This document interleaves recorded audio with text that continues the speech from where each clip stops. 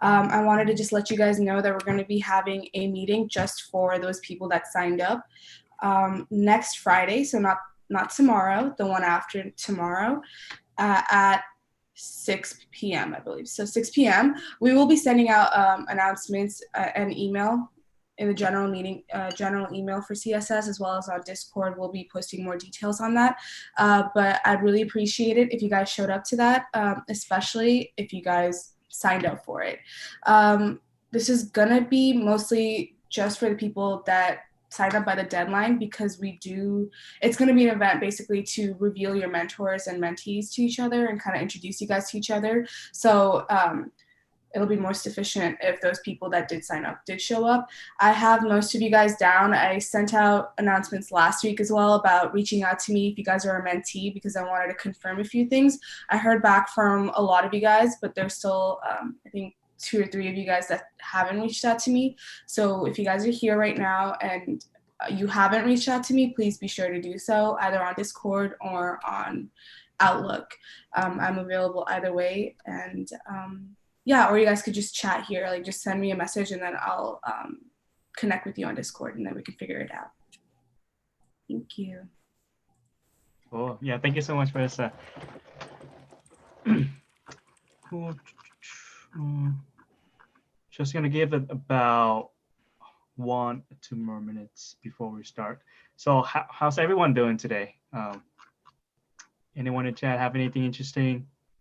Projects, busy, midterms, a lot of things going on. I think midterm season started, right? Does anybody have any coming up this week? Essays. Midterm season just ended, luckily. I feel like this week's the last week for midterms. Oh, mine just started. Yeah, mine just started. I just got a midterm today, like right before this. Finished my midterm yesterday. I just have one more. Yeah, I still got midterms as well. That physics one I thought was gonna kill me. Good luck. But I made it out.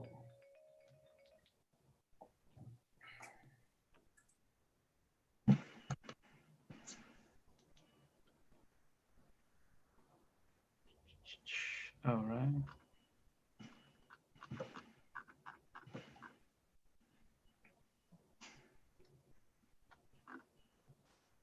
Oh, and also, yeah, real quick, for those of you guys who just joined, we just posted it on the chat. If you guys could fill out the sign-in sheet, that'd be great. The link is in the chat right now.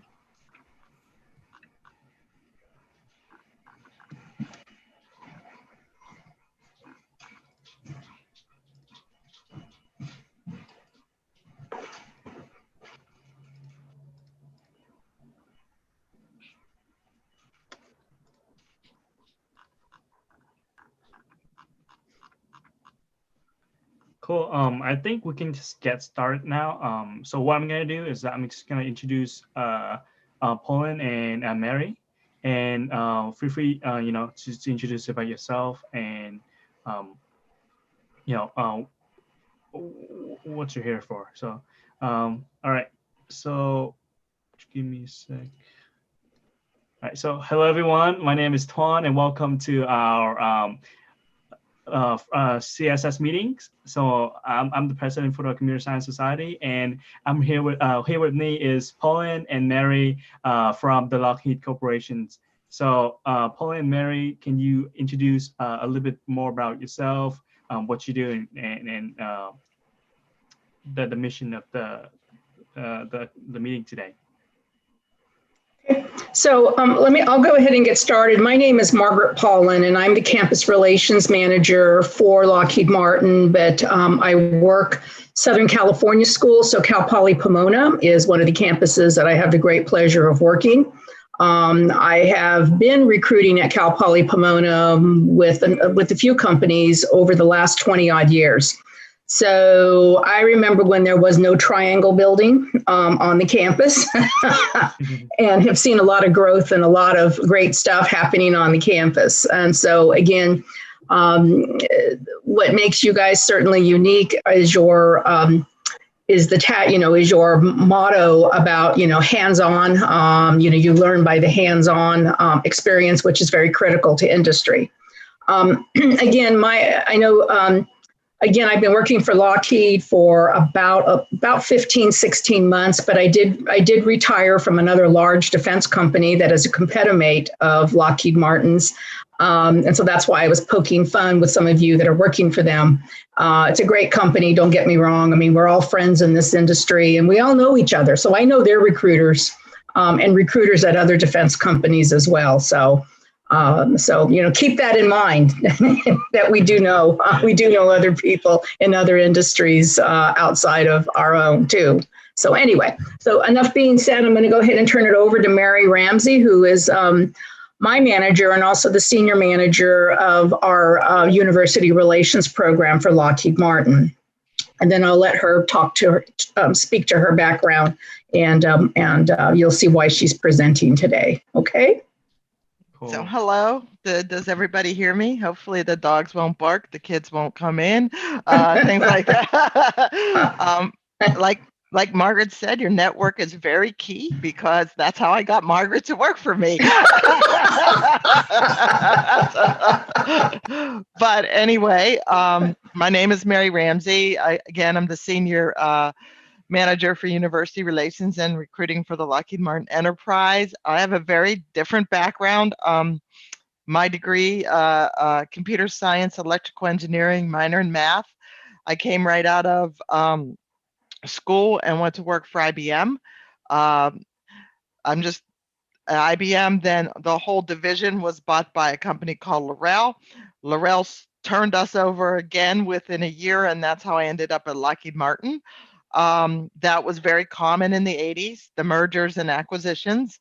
And it's not like it's only you that goes. It's like 15,000 of your closest friends that go with you. So it really never felt like I was working for different companies. I started out, first job, 21 years old, went to Sunnyvale, California, and I was a programmer for satellites. So my whole technical background is in the space imagery type work. The kind of programming I did was in an Air Force language called Jovial, which is similar to Pascal that you probably have never heard about or read in your history books or whatever, but did a lot of Fortran. But my job really, at that time, my first programming job, which is really cool because I'm like 21, never really knew a lot about satellites.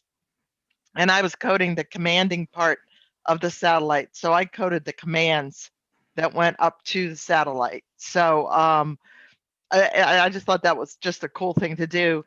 And then I started working on like sort of black box coding where you scramble signals and code through boxes. And that was cool. But then I always wanted to do different things. So I did test, software test. I did systems engineering work on many different projects. Then I managed each one of those groups. So I went into management. Then I got like, oh, I want to do something different. And my husband and I moved to the East Coast at that time. And I wrote a lot of new business development. And then when we won those proposals, I actually was like maybe a second line software manager. And then let me see. So I did a lot of proposals, and this is all before I turned 35. So I mean, I rapidly did a lot of different things because I think it's really important to learn the whole life cycle.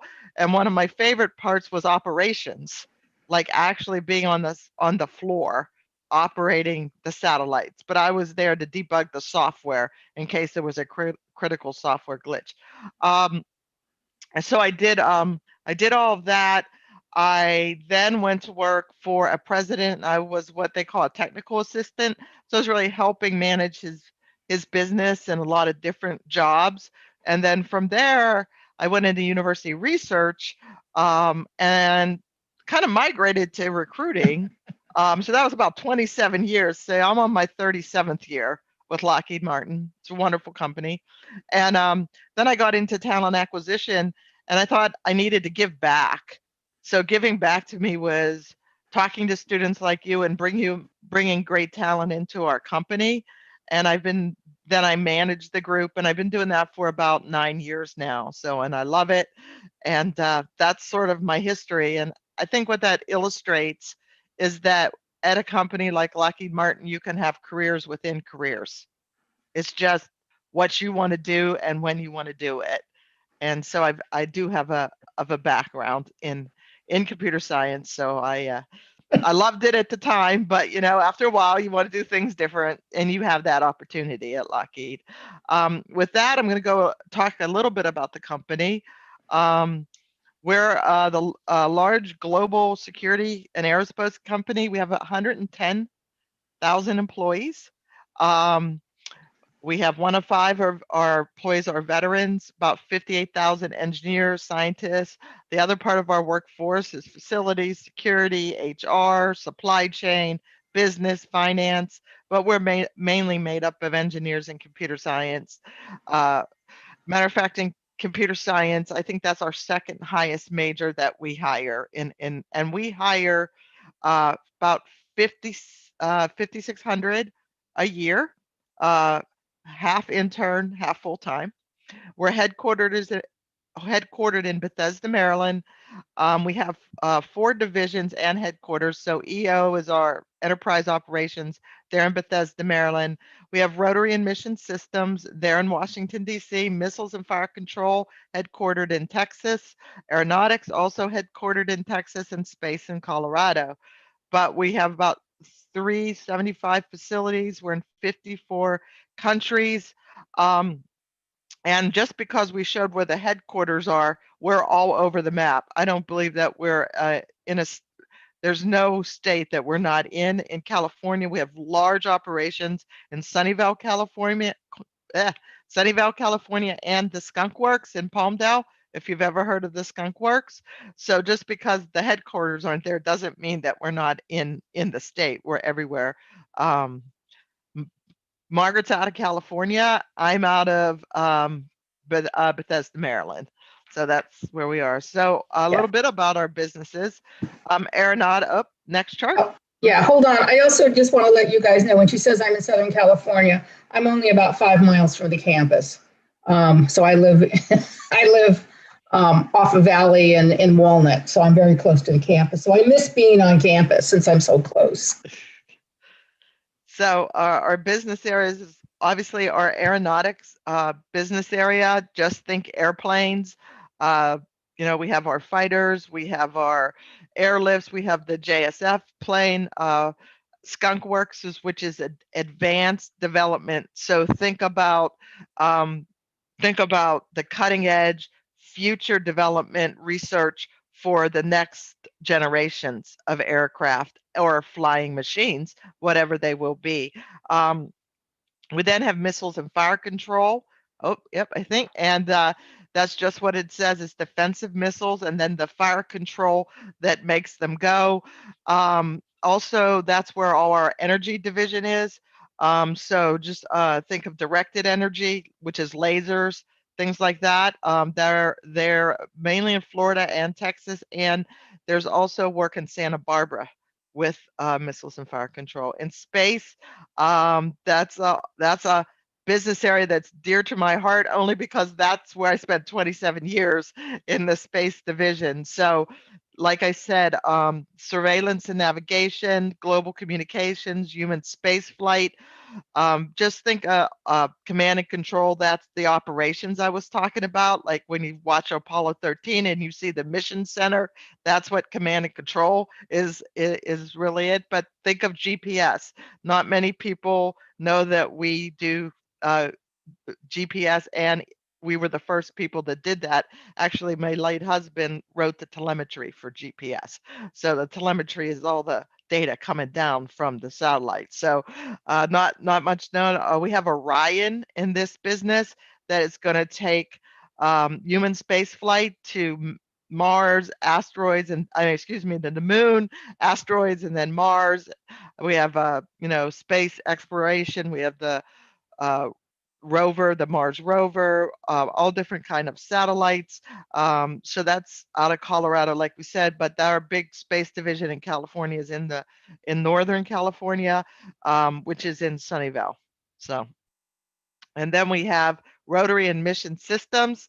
Think of helicopters. We bought Sikorsky helicopter, if you ever heard of Sikorsky. So we have the helicopters, aviation systems. We have radar systems out of Syracuse. We have a lot of our cyber work is in RMS, and a big part is training and logistics systems. So think of video games for the real warfighter or for the people that have to use our systems. So it's gaming, it's there's a lot of software involved, and it's training, and it's pretty cool. So we do have work for everybody depending on what you're interested in. Also with rotary and mission system, a lot of combat ships, the littoral ships, submarines. So they have all the water kind of vehicles too. So. And enterprise operations, that's our headquarters. And that's where we do all our, excuse me, I dropped a piece of paper. That's where we do all our IT work for our, like our human resource systems, our advanced technical laboratories. There's in our CETO organization, which is our advanced engineering technology, where we do all the research. So the ATL was working on research projects, just getting ready for new advances. Space also has a research, a technical lab facility up in Palo Alto, I believe. And we have our human resources and our diversity and inclusion.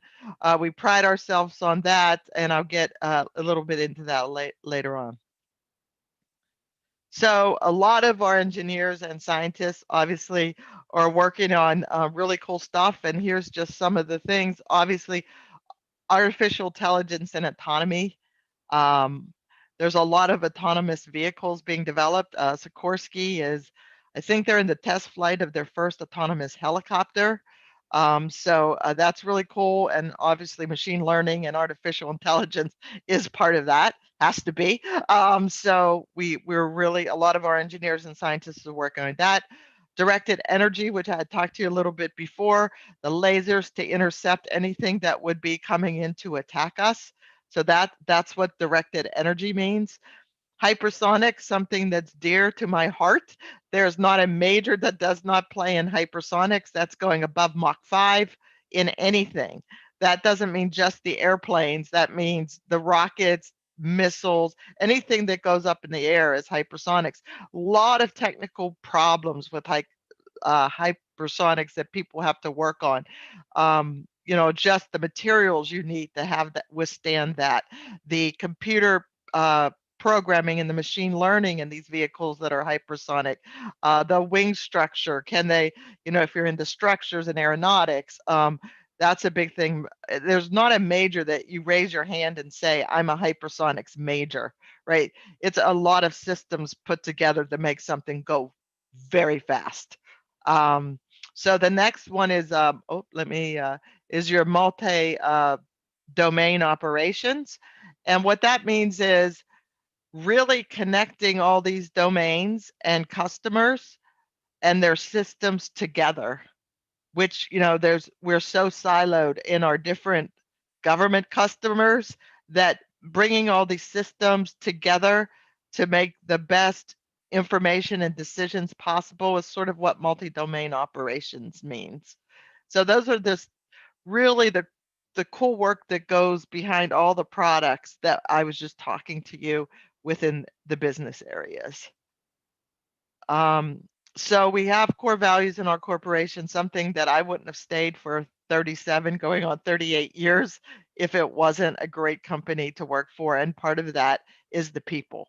I mean, you can have a corporation, but if you're not working with the greatest people and you don't feel included, and I like the new word that Margaret and I have heard a great lecture on by one of our executives, it's not just inclusion, it's feeling that you belong here. And I've always felt belonging. So we have 3 values, core values: do what's right, respect others, perform with excellence. And underneath all that is our culture of inclusion. So we always believe that a diversity mindset brings a diverse idea, innovative idea, and diversity comes from everywhere. And to support that, we have our business resource groups. So we have our WIN, which is our women's network. We have Pride, which is our LGBT network. We have OLA, which is our Hispanic network. We have PAN, which is our Asian network. And we have ACE, which is our African American network. We also have the Disability Network, one that I'm in, a Veterans Network. So we have a lot of people that bring us all together to find our commonalities and our differences. So just a very, very great culture of belonging. So with that, that's my overview of the corporation in a very nutshell. I wanted to talk to you about computer science because that's what you're all interested in and what the things we do. And I'd really like to open it up for questions. And I see questions coming in on the chat, so I'll address them. But we do agile development, the Scrum technology, the sprints to develop something fast, do the testing, start again. That's a lot of what we do in our application programming. So think of screens and forms and moving data and building more application systems. But then you go into embedded programming because every piece of our hardware is like a computer. I mean, there's a lot of code and embedding program. Oh, excuse me. For the agile development, it's sort of like we use the Java, the Python, object-oriented type languages. That's basically what we do now. For the embedded program, you're real time. You're working with the hardware. It's more C++, even some C, but more C++. And we really, one RJSF airplane has 6 million lines of code on it. People don't realize how much code you need to run some of our hardware. So there is a lot of software work. And obviously with the autonomy, like I had said, we're going into machine learning and AI. AI is also involved in computer vision. So if you're interested in data analytics and data science and autonomy, those might be some courses you might want to take just for any company because that's where we're kind of moving in a lot of our advanced research and advanced projects. And then there's cyber. And in our cyber, there's two different types of cyber. There's cyber that you're protecting our networks, right? You're protecting the Lockheed Martin system networks or the customer networks where, somebody's trying to be an intruder. So you do pen testing and your, honeypots and all the stuff that's protecting the network. But you also, for in software development, I don't know if any of you've had courses on this, you have to harden your systems, right? So that the systems that you're building and the platforms that you're building, while you code, you have to code in security that nobody could break into, say, an airplane that was flying. So those are also areas of cyber that we, do, but it's not like cybersecurity. Sometimes people just think of that network cyber, but there's cybersecurity and protecting the software that you built.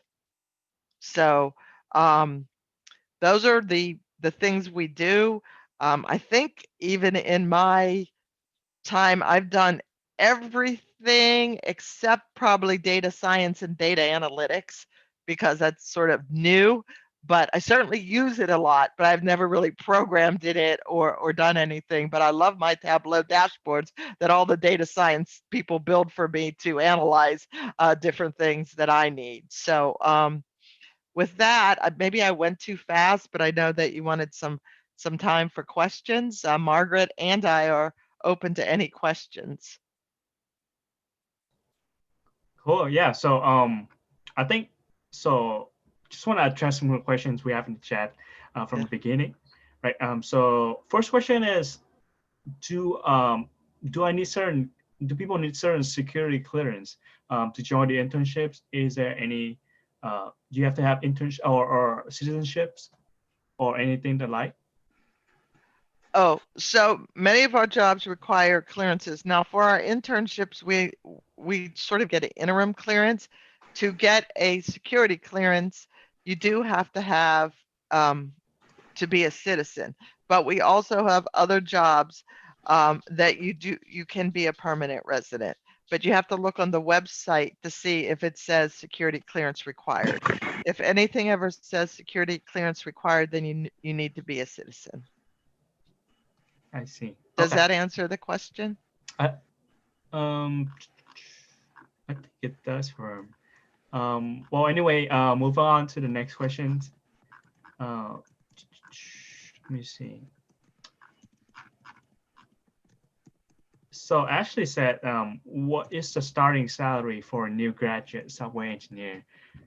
And I know that she talked before, but anyway, yeah. We'll just say that it's competitive. And it depends where you are in the country too. Yes. You know, but it's competitive with every other company. I see. Cool. So are there any opportunity? Yeah. Go ahead. I said in our world, it is. Yeah. All right. Cool. So are there any opportunity for people in Washington State or Massachusetts? Is that like a, it's open for everyone to apply, or is that certain people at certain state can apply to? What's your thought on that? Well, Washington State and Massachusetts. Washington State, we do have a Silver Lake facility. It's not one of our bigger locations, but you would look on the website for that. And we also have a lot of computer vision done in Bothell, Washington. I don't know where. I'm not real good with the geography of Washington State, so I don't know. I know that Silver Lake's not far from Seattle, but I'm not sure where Bothell is. But we do have jobs. They're not as many as our big hubs, but yes, we do have jobs there. In Massachusetts, we have Chelmsford, Massachusetts, out of our MFC division. And we also have some small sites outside of Cambridge, but that would all be on the website, but they're not two of our biggest states. However, right outside of Massachusetts, we do have Stratford, Connecticut, where Sikorsky headquarters is located, and we do all the rotary work there. I see. Cool. They're looking for also, artificial intelligence and machine learning is a big piece of what they hire for there as well. So it's good to hear that some people are interested in moving out of state, because again, what happens sometimes is that the Californians get labeled as not wanting to leave California. So it's a little bit of sometimes it's a struggle to get you guys out of the state. And consider other opportunities around the country. And again, keep in mind that a company as large as us, it doesn't mean that you need to stay there forever for your career. As Mary has indicated in her career, she's moved around to different parts of the country. And that's the beauty of a company our size, is that you can move, you can navigate your career. You can go to the East Coast and look at that other ocean over there, because there is another ocean on the other side. And just kind of test it out. And like I said, it's not something that you are having to stay and do forever for the rest of your life, unless you want to. So. Yeah, I was in Boston, Wayland, Massachusetts, when we were a subcontractor to Raytheon for a ship called Cobra Judy way back in the 80s. We came to Washington, D.C. I'm not originally from there. We then moved to Sunnyvale, California for a very long time. And then my husband got a really great job offer for the same company, right? Back to Maryland or Washington, D.C. And I thought I needed to go with him. So I loved Sunnyvale. I loved it. But the work was also very interesting back east. So we went back, and we could have moved again. We were thinking about Pennsylvania, but at that point, my husband was a Navy brat and had moved his whole life. So when we wanted to have a family, he wanted to be in one place. Didn't want the kids to go and move as many times as he did. So we stayed in Washington, and it was great work. But you could go to Colorado, Orlando, Pennsylvania, Texas. New Jersey, New York, Texas, of course, Colorado for those that love the outdoors and the snow, and then the hiking and the freshness air of Colorado. It is pretty cool. And then we have Palmdale, we have Santa Barbara, we have Sunnyvale, just everywhere. Okay, did I say? So Mary, some of them have asked how they should prepare, perhaps, what level of experience is expected of undergraduate software engineering intern candidates. Well, you guys are in such a better position than I was, because I didn't see a computer till my sophomore year of college. And that's when I started picking up programming. You've been doing it since high school. So that you have a passion, that you know some coding languages, and that's pretty much it. We take freshmen, we take sophomores, we take juniors. Now, as you get, you go up, you're going to learn data structures and data architecture, and like I said, maybe data analytics or data science. But for an intern, we're expecting you not to have a degree yet. So as long as you have that passion for whatever field in computer science you're narrowing in on, and know a few programming, maybe just one, that's pretty much all we're looking for. And then, I think passion is the most important thing. Yeah. Yeah, and keep in mind that, again, we will, if you don't know something, or, we're positioned to help you learn that over the summer in terms of making you successful in your internship. So we don't expect you to come in knowing everything. And even as a new grad too, for those of you that are graduating in 2021, the same thing, we will be training you. I mean, we have those opportunities, certainly. And again, we also have an ed reimbursement program. So if you think that you're done with your bachelor's and you're done with school, wrong. We are going to want you to advance your education, by going on and either picking up a certificate or an advanced degree. And we can help you, offset those costs. Okay. Another question here is how should we prepare if we're interested in applying for a job or internship? Well, I would come to things like this, fill out the link, because then you get in our database. I would say go look for the jobs on the database to see what interests you in what areas. But once you fill out the link on the last slide of Margaret's slide, we have you from this event. So we'll start looking for opportunities based on what you fill out in the form. Keep in touch with Margaret, because you're networking. That's the key to it. And apply for some jobs online if you see any. I don't know if any of you go to the national diversity conferences. I guess Grace Hopper's coming up. We have SHIP, we have SACE, we have SWE. We'll be hiring at those conferences also. To prepare yourself, you have a good resume. That is a key. Margaret does resume workshops a lot to understand virtual interviewing. I think we're all now getting used to the virtual world. Make sure that you have maybe a quiet place for an interview. Be confident in your resume. Don't put anything on your resume that you don't think you'll get a question about. I always laugh at one of my sons, who is a computer science major and is in the field of computer science. And I reviewed his resume, and he was in the computer science club. And I said, well, what did you do there? And he said, oh, I just joined to put it on my resume. I said, take it off the resume, because an interview or might ask you about your projects, or they'll go down to, oh, what do you do in a computer science club? So if there, say what you do. So be prepared to answer that, but just show your passion for your craft and things that you did. And like Margaret said, if you come in as an intern, we give you a buddy. You work on real work. We work real hard from now to the summer looking for assignments that you could do in 8 weeks, and it's real work. It's on our real projects. We're not like making an intern project or anything like that. And sometimes people stay on, especially in this virtual world. From COVID, we did not renege on any of our intern offers.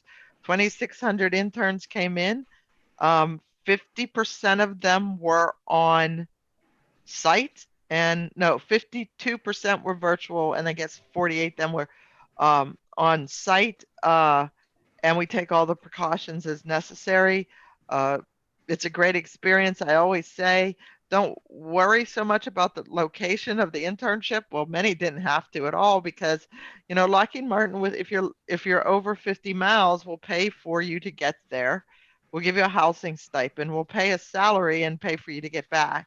And this year, we did not take our housing stipend away from the people that went virtual, because many people had already got places to live and things like that. And I'm very proud of the intern program and the way we handled it during COVID, because we had 2,600 people coming in. It wasn't like we hired 50. And we hope it was a good experience. All our surveys are saying that it was. So. And then there was a related question too to COVID, since you've mentioned COVID, the workplace dynamics, and that shifted. A lot of the work, determination was made for, I don't know what the percentage of the workforce is that work virtually from home. So there was some pivoting there that had to be done, certainly. But I know that we get weekly bulletins, kind of COVID updates in terms of health and safety and the protocols that have been put in place to keep the workforce healthy and safe. So that is certainly our main concern, is to make sure that everybody that does physically come in to work is prepared, and we we want to maintain their health and their safety. So that continues with us as we move forward, and we don't know where we're going to be next year, next summer, whether we'll still have this virtual environment for interns. So we're starting to plan now for summer of 2021. GPA, does it play a role in our hirings? Not as much as it used to. We right now like to be able to look at the total person. We'd like to look at you in terms of not just the GPA, but also the project work that you've experienced, the skill sets. Maybe you've had a prior internship with another company or one of our direct competitors. Your involvement, your leadership.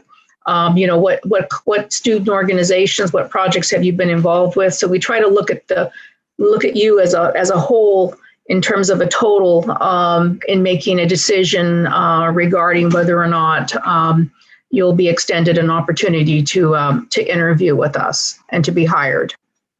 So it's just not all writing on whether you have the 3.0 or the 3.25 or whatever the GPA requirement might be. But like I said, for us, it's about you as a total person that we'll examine all of that.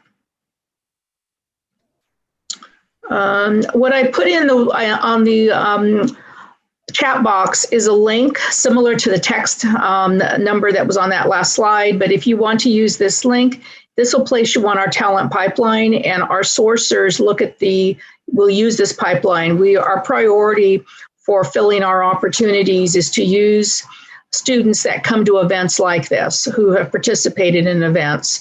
And they get priority, especially those that come from our universities that we focus on, which Cal Poly Pomona is one of those universities. So please use that link that you'll be asked to create a profile if you haven't already, and to load your resume. And like I said, we'll be accessing, those that do leave their resumes and create their profiles. We'll be forwarding that on to the sourcers for consideration for jobs. And we do have a lot of jobs out on our careers website. So I would encourage you, if you haven't already, to start applying now. Do not wait. Because they are filling fast. And if you wait till spring, it'll be too late. We are trying to target 75% of our hires, both for full-time and interns, we want to fill this fall. So please don't delay. If there is an interest in working for Lockheed Martin, I would encourage you to start poking around the website and looking at those opportunities. I know that we've had a number of events that you may have been invited to since August. So we are, you guys are well positioned. I know we have a very hearty pipeline from Pomona, but we're always, we always seem to be a little lean on computer scientists. So this is why this activity was very important for us to participate in, because as Mary indicated, we have a great need for computer scientists. And hopefully we've connected the dots for you in terms of your understanding now of why we need computer scientists and data analysts and again, also the hardware engineers. So sometimes students, they just think, oh, well, all you hire are mechanicals and arrows. And no, that's not all we hire. So anyway, what else? Should I apply for an internship if I have a summer course? Again, most of our internships during the summer are full-time. It depends upon when that summer course is. If it's in the evening, will it interfere with work? You may want to apply and then chat with the manager and see if there's flexibility in terms of flexing your time, assuming that the summer course will be virtual. But we do expect 40 hours a week from our interns during the summer months. And it looks like a few of our businesses do a 4-10 work schedule. So you get every Friday off. It's 10 hours a day, Monday through Thursday, and then Fridays are off. Others work 980s. Which means you get every other Friday off. So it's 9 hours a day. One Friday it's 8 hours, and the following Friday you have that off. So so there is, you do have an opportunity for 3-day weekends, certainly.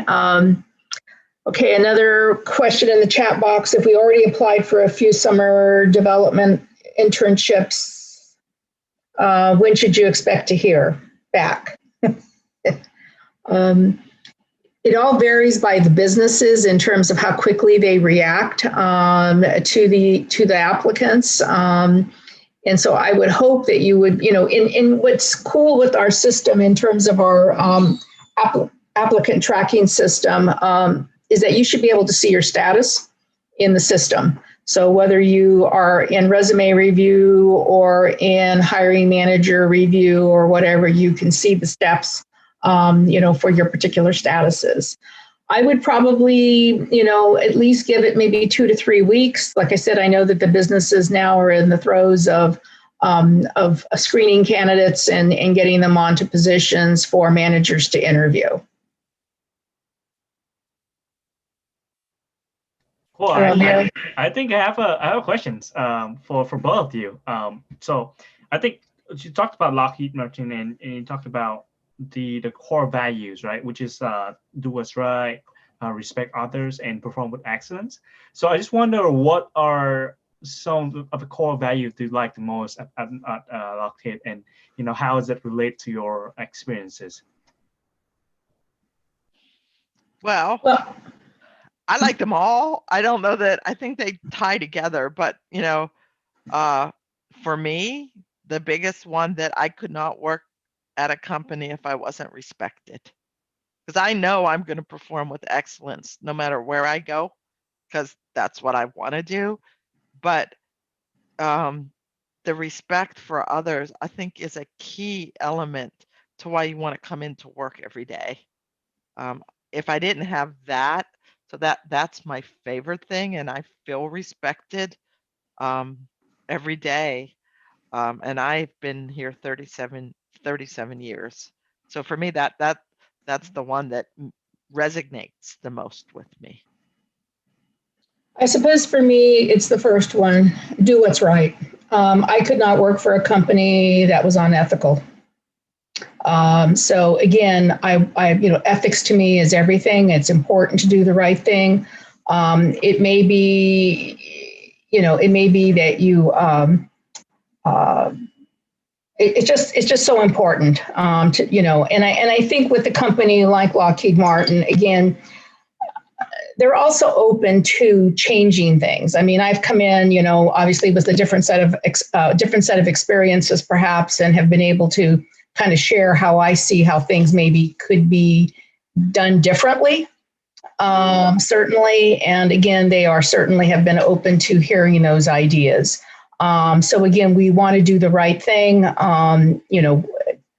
because that is important, and that affects, I don't know, again, back in the day, there used to be we used to take ethics classes, and I don't know if you guys, do they have ethics classes embedded in your curriculum? I know some schools have as a result. One of the companies that I worked for used to issue a mirror to you that you would keep on your desk. And you were to look at that mirror every day and to say, can you go home and feel good about what you see in the mirror? And can you, are you proud about, what you did that day? And can you share that with your family? So that to me, I think is very powerful, that you have to be able to look at yourself in the mirror and feel good about the work that you've done and that you've done the right thing every day that you've come to work. So. Wow. Thank you so much for the answer. I think, yeah, it's amazing. Cool. So the next part. Yeah. The other thing, can I just make a comment? And all of you, as you guys are all entering interviews, you may be throwing a question like, if your manager let's say you're testing some software and your manager says, we don't have time to test that software. Just go ahead and verify it and sign off that you tested it. What would you do? And that's a trick question, because the answer is not do what my manager says or tells me.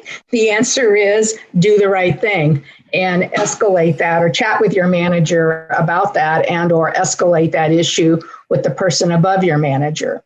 So I will tell you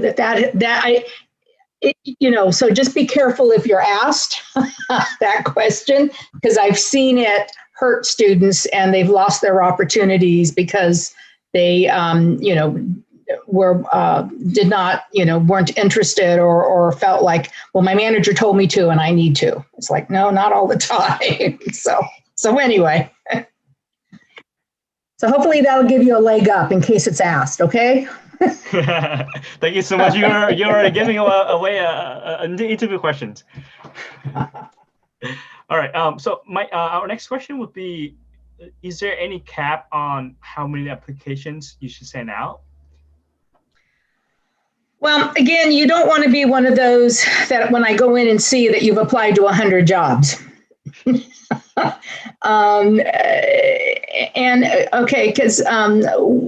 there's people that kind of monitor that. I would just be very mindful of what you apply to. Make sure that you meet the basic qualifications. Make sure that it is a position that's of interest. Please do try to really look to see the location, and is that a location that you are interested in considering? So I would, there's not really a key number, but I would just want you to just be very mindful and really study the opportunity to see if it's something that if provided the opportunity that you would accept. Sometimes we have students. Yeah. I was just like the go work ahead, you Mary. want to do, like the work you want to do. Like, would this be thrilling Right. to you to do that? Right. So trust me, we at some point, if we see people that, in my career, I've seen candidates apply to thousands of jobs. And at that point, it's like, really? You get a reputation and the recruiters will go, oh, well, so-and-so applied again today 10 times or whatever. So you don't want to be on that list, so to speak. So like I said, do really make sure that it is something that is of interest and that you would want to do. And in the event that you are, have the opportunity to interview and receive an offer for that work.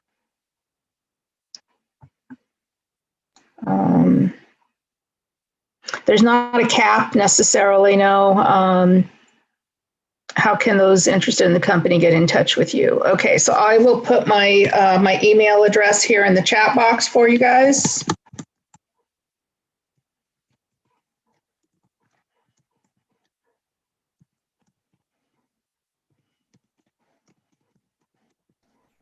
So if anyone, have interested and, want to talk more to Pauline or Mary, you can always contact us. Pauline and Mary are going to put it in the chat, but I know that we have some we're going to put it on YouTube channel also, so that people who wants to contact with Pauline and Mary, always, we are here for you, and we're here not to only to give you the resources, but also to help you build your resume, build your projects.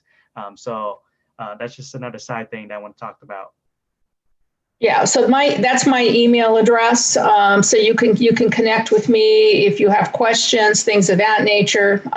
Also, I would encourage you to use your career center in terms of helping, meet with your counselors, set up an appointment, meet with the counselors, have them also review your resume, et cetera.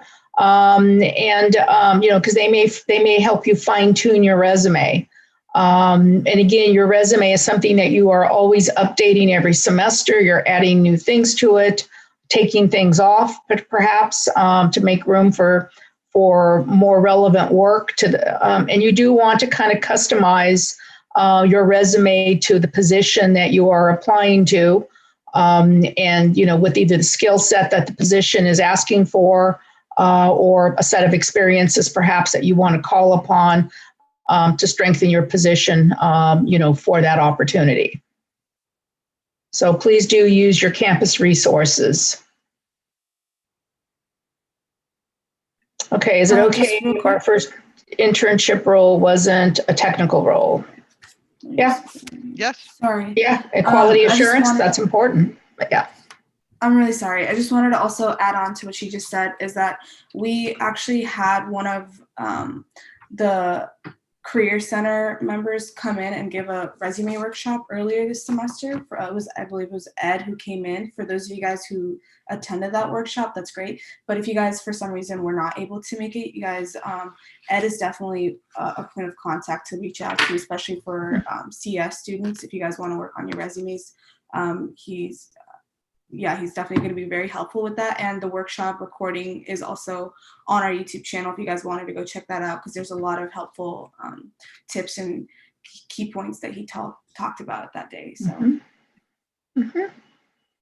And again, I can't emphasize enough what Mary had said too, is that everything on your resume, managers, recruiters can poke at. So make sure that you can speak to it. And if you can't, take it off. So very important. Cover letters, in my mind, they're not necessary. I've seen cover letters hurt students more than help students because they were poorly written. So I would probably spend more time on my resume to make sure that it is stellar. Unless there's something in a cover letter that you feel you need to explain, that you want to bring to our attention, et cetera. But to me, a cover letter isn't a requirement and isn't something that you need to upload unless the company is asking for a cover letter. But we do not. Yeah, and the problem sometimes I see with cover letters, two problems. It pigeonholes you because you're writing something very specific. It's like, I want to only do this, like you're writing to a job, and a good recruiter would call you up and say to you, I know your cover letter said all this, but we have this position over here. Would you be interested in it? But sometimes you're moving at a mile a minute. It's like, oh, this person only wants to do systems engineering on propulsion systems. But I have this great systems engineering on something else, and they might overlook it. Do you know what I mean? So the other thing is people forget to change the company name. I cannot tell you the number of times I've read, I would like to work for Microsoft, and it's like right in my, and I'm like, well, we're not Microsoft, but if you're going to write a cover letter, don't pigeonhole your hole so much, and make sure you got the right company. That's my advice. That's funny. Yeah.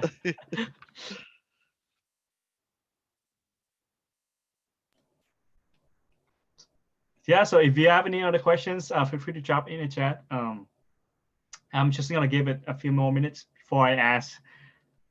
Yeah, before I want to ask, I just want to give everyone time to ask questions. Yeah, and feel free to unmute your mics if you guys are more comfortable doing that.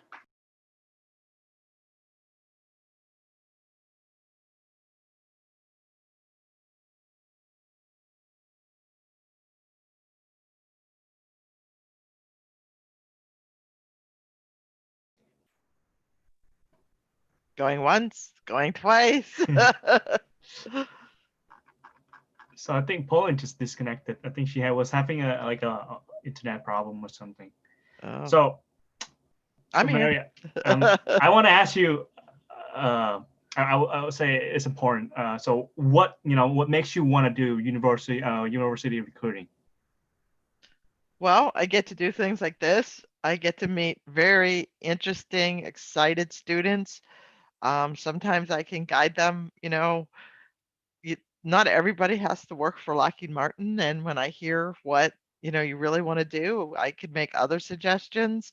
Uh, it's just interesting because I feel like I know so much about the business that I can answer the questions and help you because of my technical background. And I just want people to follow their passion and get a good start in their career and not worry about it so much. You're all in a good field.